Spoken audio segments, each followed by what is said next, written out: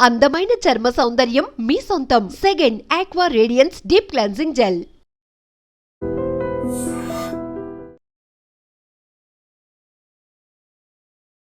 Case Joy Jemimah తన అందంతో వలవేసి అబ్బాయిల్ని మోసం చేయడమే కాదు, పెద్ద ఎత్తున వేధింపులకు గురి చేయటం, ప్రాపర్టీ కూడా తీసుకోవటం. ఈ కేసులు కొన్నాళ్ల నుంచి కూడా విశాఖ వేదికగా నడుస్తోంది. ఇప్పటికీ ఒక్కొక్క బాధితులు ముందుకొచ్చి ఇచ్చినటువంటి కంప్లైంట్ని బేస్ చేసుకొని విశాఖ నగర పోలీసులు అయితే గనక ఈ కేసులో పురోగతి సాధించారు. ఒక పెద్ద చేపనే పట్టుకున్నామని కూడా చెప్తున్నారు. ఈ కేసుకు సంబంధించిన అప్డేట్ అడిగి తెలుసుకుందాం. విశాఖ నగర పోలీస్ కమిషనర్ శంకాబ్రత బగ్జీ సార్ మనతో పాటు ఉన్నారు. సార్, మీరు చెప్తున్నారు కేసులో పెద్ద చేప ఒక కంపెనీ సీఈఓని కూడా అదుపులోనికి తీసుకున్నామని. సో ఇంకా ఎంతమంది టీంలో ఉన్నారు సార్? ఇంకా కొన్ని పేర్లు మా దృష్టికి వచ్చాయి. కానీ ఒక వ్యక్తిని అరెస్ట్ చేయాలంటే పక్కా ఆధారాలు ఉండాలి. కాబట్టి మేము ఆధారాలు సేకరిస్తున్నాం. ఆ పక్కా ఆధారాలు దొరికిన తర్వాత ఇంకా కొందరిని కూడా అరెస్ట్ చేయాల్సి వస్తుంది. అందుకే నేను రిక్వెస్ట్ చేస్తున్నా, ఇంకా చాలామంది బాధితులు ఉన్నారు. సమాజంలో మర్యాద పోతుందని భయంతో వాళ్ళు ముందుకు రావట్లేదు. మేము మీడియా ద్వారా రిక్వెస్ట్ చేస్తున్నాం, మీరందరూ ముందుకు రండి, ధైర్యంగా పోలీస్ స్టేషన్కి వెళ్ళండి, లేకపోతే నేరుగా నా ఆఫీస్కి రండి, లేకపోతే వాట్సాప్ ద్వారా నా పర్సనల్ కాంటాక్ట్ నెంబర్ 7995095799కి సంప్రదించండి. మీ ఐడెంటిటీ బయటికి పోకుండా మేము చూస్తాం.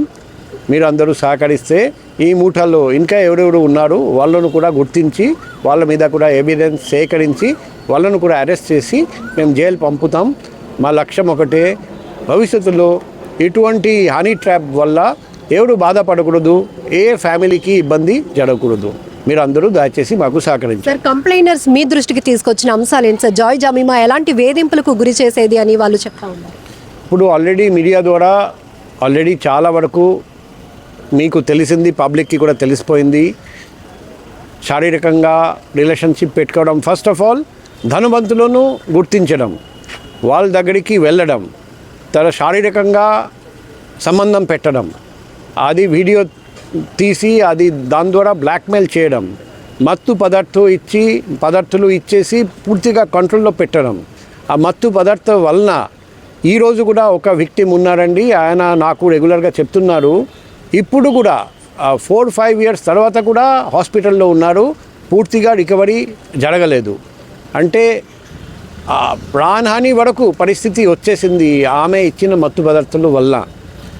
తర్వాత కొందరు ఈ మత్తు పదార్థాలు సప్లై చేసిన కొందరిని కూడా మేము పట్టుకున్నాం. సో ఇటువంటి గ్యాంగ్, ఇటువంటి మూట మన సమాజంలో పనిచేసి ఉంటే మన సమాజానికి ప్రమాదం.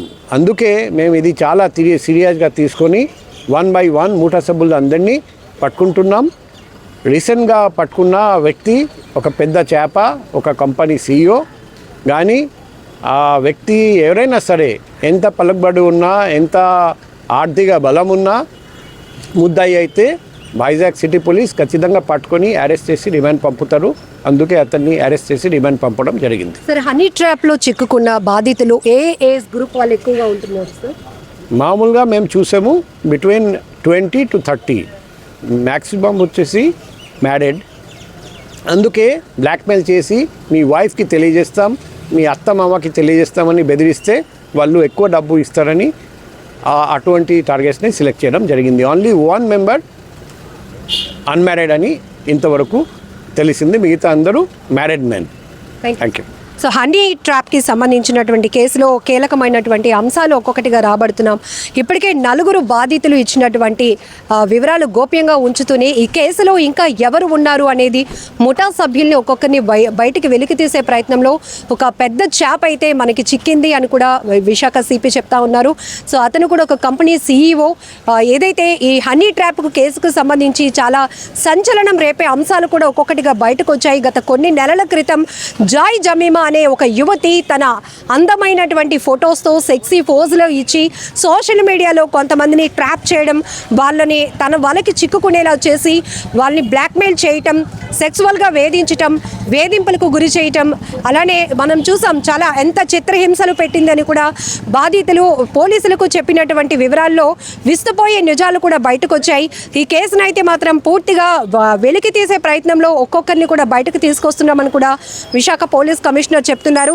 ఇంకా ఈ జాయ్ జమీమాకు సంబంధించిన హనీ ట్రాప్ కేసులో ఎంతమంది బాధితులు ఎక్కడ వారైనా, ఏ ఏజ్ గ్రూప్ వారైనా మీ వివరాలు గోప్యంగా ఉంచుతాము, కానీ ఎవరైతే ఈ దారుణాలకు పాల్పడుతున్న వారిని మాకు బయటకు తీసుకురావాలంటే మీ సహకారం కూడా అవసరం అంటూ కూడా పోలీసులు చెప్తా ఉన్నారు.